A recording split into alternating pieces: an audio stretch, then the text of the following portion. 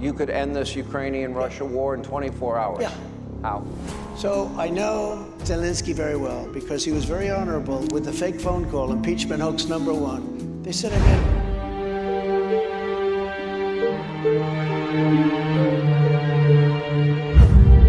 Nibyo nababwiraga rero mu kiganiro n'ikinyamakuru CNN cy'abanyamerika yagize ati intambara iri guteza impagarara mu isi hose iri gupfiramo abarusiya n'abanya-Ukraine nshaka kuyihagarika kandi ibyo nabikora mu masaha 24 yonyine binyuze mu nzira z'ibiganiro by'amahoro mu gihe naba ndi ku mwanya wa perezida wa Leta Zunze Ubumwe za Amerika ni bwana Donald Trump ndetse iki gihe atorwa hari abiruhukije bazi ngo intambara igiye guhagarara burundu ariko ibyo byari bihabanye n'ibiri kuboneka no munsi kuko ahubwo ibintu biri kurushaho kuba bibi cyane kwa perezida Vladimirovich Putin. Ubyumve neza ko ibintu bikaze kurutana mbere kuko intambara byarenze umujinya ahubwo noneho ngo nta mwanya wo kwihanganirana ugihari ngo kigezweho no kurimburana nta muhwe hakoreshejwe za misile rutura zirimbura ahantu hanini cyane ku buryo ari n'abasivile bari kubigenderamo ku mpande zombi. Ubu mu bice byinshi by'Uburusiya no mu mijyi ikomeye ya Ukraine arumvikana ibiturika biremereye cyane buri kanya naho mu masaha y'ijoro ikirere kikaba cyuzuye ibishashi by'umuriro w'ibisigazwa bya za misile cyane nko guhera mu kwezi kwa gatandatu uyu mwaka w'2025 aho n'ubundi ku kwezi kwatangijwe n'ibitero biremereye cyane byiswe ibitero bihambaye cyane kurenza ibindi byose Ukraine yigeze igaba ku butaka bw'Uburusiya kuva intambara yatangira mu 2022 kikaba igitero kinini cyane kigeze kigabwa ku gihugu cy'igihangange gitinywa na buri wese mu isi hose Uburusiya. Ibi bikabikorwa bya gisirikare byakanze isi yose aho Ukraine yerekanye yuko nayo iticaye ahubwo Uburusiya burebye nabi ikibuga cy'umurwano cyakwicurika kuko icyo gihe ku itariki ya mbere z'ukwezi kwa gatandatu w'2025 Ukraine yagabye ibitero bise Operation Spider's Web bakoze bifashishije indege zitagira abapilote zizwi nka drone z'ubwiyahuzi zigera ku 100 zoherejwe guturitsa ahantu hagera kuri hane hose mu birindiro bikuru by'ingabo z'Uburusiya zirwanira mu kirere. Iki gihe izi drone z'ubwiyahuzi zinjiye mu kirere cy'Umurusiya bwihishwa Umurusiya ntiyarabukwa zirangije zituritsa zitegeye zinashwanyaguza indege z'indwanyi z'Abarusiya 41 harimo izirenga 12 zangiritse burundu ku rwego zitasanwa.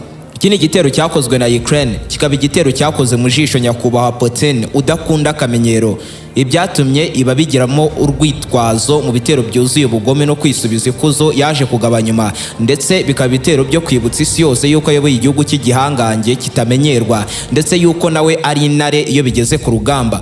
Mu bitero bitarimo impuhwe nanye yagabye muri Ukraine kuva icyo gihe byarimbuye n'amatongo yari asigaye byisasira umubare munini w'abasirikare ba Ukraine byibura hafi muri buri masaha 20 kuva icyo gihe Uburusiya bugaba ibitero biremereye cyane muri Ukraine kandi buri kimwe kiza kirushubukana icyakibanjirije kandi byose bihuriye ku kuba bikanganye kurusha ibyagabwe byose mu mezi yabanje harimo n'igitero Uburusiya bwagabye cyiswe igitero kinini kigeze kibaho kuva intambara yatangira kirimo za drone z'ubwiyahuzi zirenga 500 n'amamisire abarizwa muri za 30 byose byoherejwe mu kirere cya Ukraine mu gihe cy'isaha imwe gusa ku buryo no kubihagarika byari byegereye kudashoboka kubera ko byasesekaye icyarimwe ku butaka bwa Ukraine. Ni ibitero ngo bigomba gusiga Ukraine itakibasha kongera gutekereza ibikorwa nk'ibyo yakoze byo kwangiza intwaro z'Uburusiya. Muhaye ikaze mu bitero no mu ruri kwa kugurumana hagati ya Ukraine n'Uburusiya aho ibintu byahinduye isura mu muziki w'ibiturika ndetse n'urusaku rw'intwaro z'intambara ziremereye cyane zaremeye kwica. Niba ari ubwa mbere wari wisanze kuri umuyoboro mugari w'ibyegeranyo mu Rwanda icyo usabwa ni ugukanda subscribe ugafungura inzogera kugira ngo ukomeze gutungurwa no gusobanukirwa na byinshi cyane bimeze nk'ibicanganye kuri iyi si nzima dutuye. Ndi Aime Christian. Ikaze. Waruzi ko indwara ikuzahaza umunsi ku munsi ikaguhangayikisha ishobora guhinduka umugani burundu mu buzima bwawe? Nibyo, ibi byose birashoboka mu kigo KUNDUBUZIMA Health, ahatangirwa serivisi z'iyunganiramirire zikomoka ku bimera zirinda zikanavura indwara zitandukanye harimo nka diabete, umuvuduko ukabije w'amaraso, umwijima, hepatite B na C, prostate, umugongo, ikibazo cyo kurangiza vuba mu gihe cyo gutera akabariro ku bagabo, imitsi, constipation, impyiko, rubagimpande, umutwe w'uruhande rumwe ikizwi nka migraine, indwara z'amenyo, iz'umutima, iz'uruhu ndetse n'iz'ubuhumekero zose zigakira mu kanya gato gashoboka. Mutugane aho dukorera tubafashe. Dukorera mu mujyi wa Kigali mu nyubako ya Shike muri etaje ya mbere mu muryango nimero E050. Ukaba uzarangwa n'ibyapa byacu byiganjemo ibara ry'icyatsi. Ndetse ku bindi bisobanuro ushobora kuba duhamagara cyangwa se ukatwandikira kuri nimero yacu ariyo 07 85 68 66 82. Mu kigo KUNDUBUZIMA Health Care, kubungabunga amagara yawe ni inshingano zacu.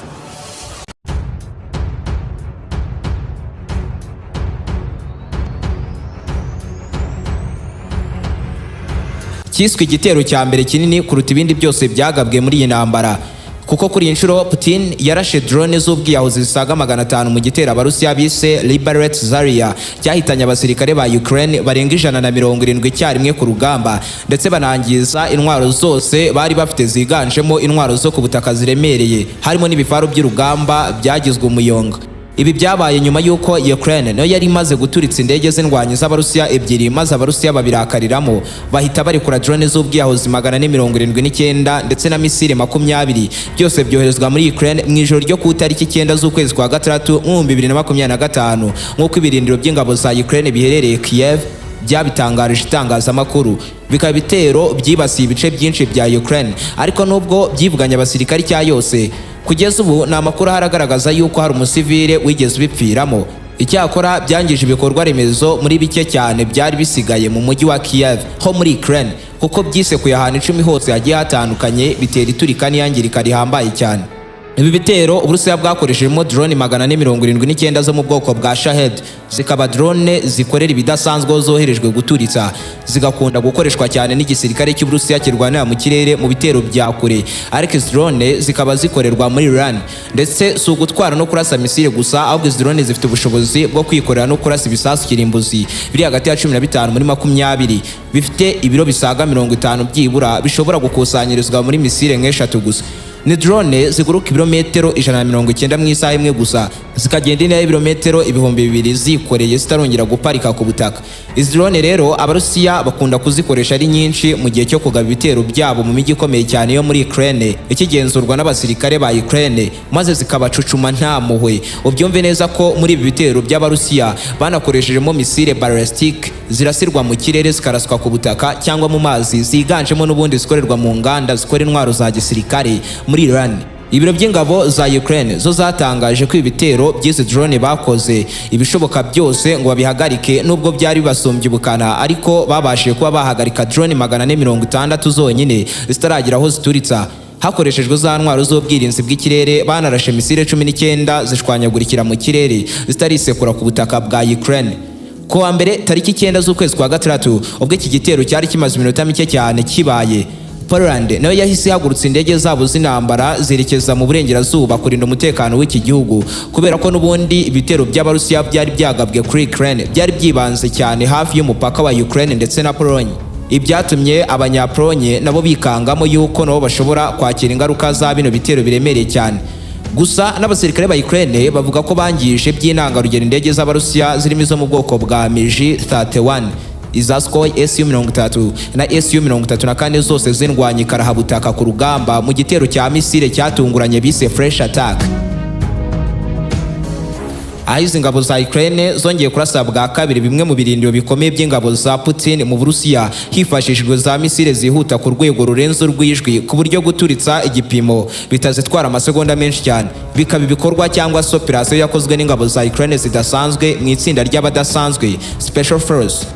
Aba ni nabo baherutse guturitsa bimwe mu biro bya leta bikomeye mu Burusiya. Iturika ryari rihambaye cyane ku kigero cyo hejuru, kuko Ukraine yari yakoreshejemo za misile zirasirwa mu kirere zo mu bwoko bwa Kiev, zinagenzurirwa ku ntwaro yazirashe mu gihe zikiri mu kirere zitaragera aho zarashwe.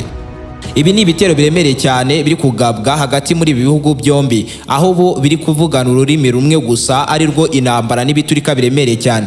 Putin nawe mu burakari bwinshi bwo gushwanyagurizwaho indege ze z'intambara, ngo agomba kwihorera agahana yihanukiriye Ukraine akoresheje amayeri atandukanye, harimo no kongera ingufu nyinshi mu gisirikare cy'Uburusiya kirwanira mu mazi, aho bari gutegura neza amato akomeye cyane y'intambara, amwe arasa nta muhwe, kuko ngo intambara ntiteze guhagarara nk'uko benshi bagiye batekereza ko iyi ntambara igiye guhagarara, kubera ko Perezida Trump yari yigeze kubwira isi yose yuko yahagarika ino ntambara mu gihe cy'amasaha 24 gusa. Ni mu gihe Ukraine abasirikare bayo bari kurwana kugeza ku kuka ka nyuma, aho barimo bagerageza kwisubiza ibice bya Ukraine bigenzurwa n'abasirikare b'Abarusiya.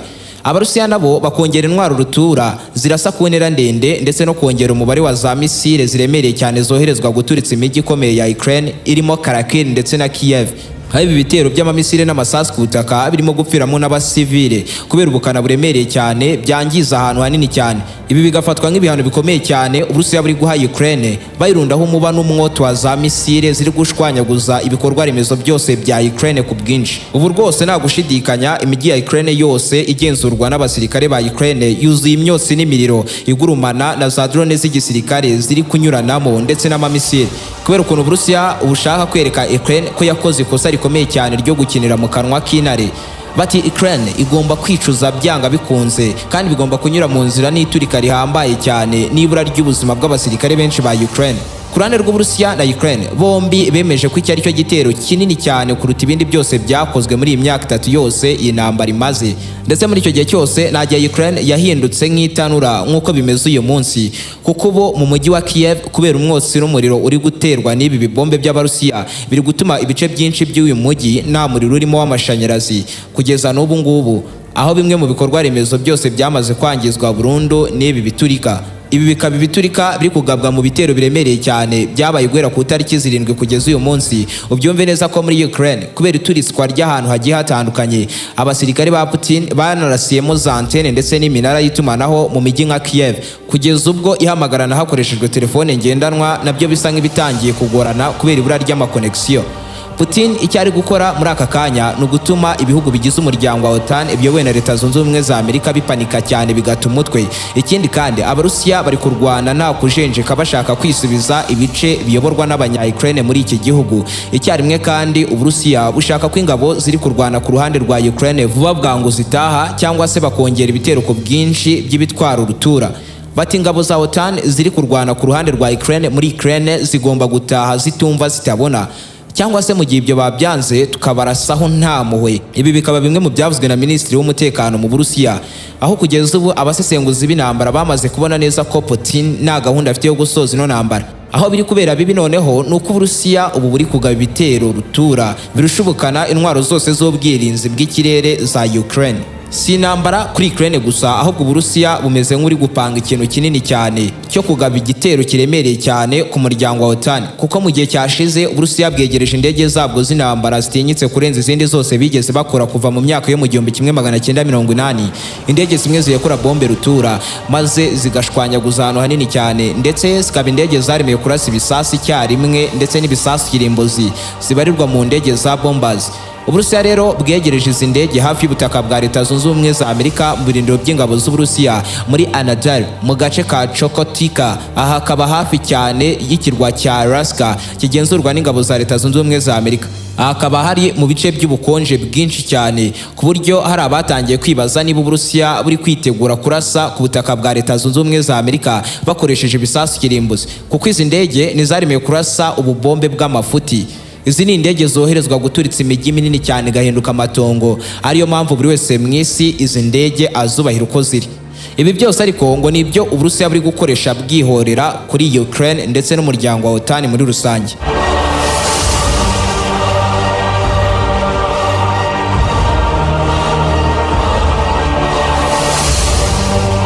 None mutekereza yuko uku kwihorera ku Burusiya kuzaherera?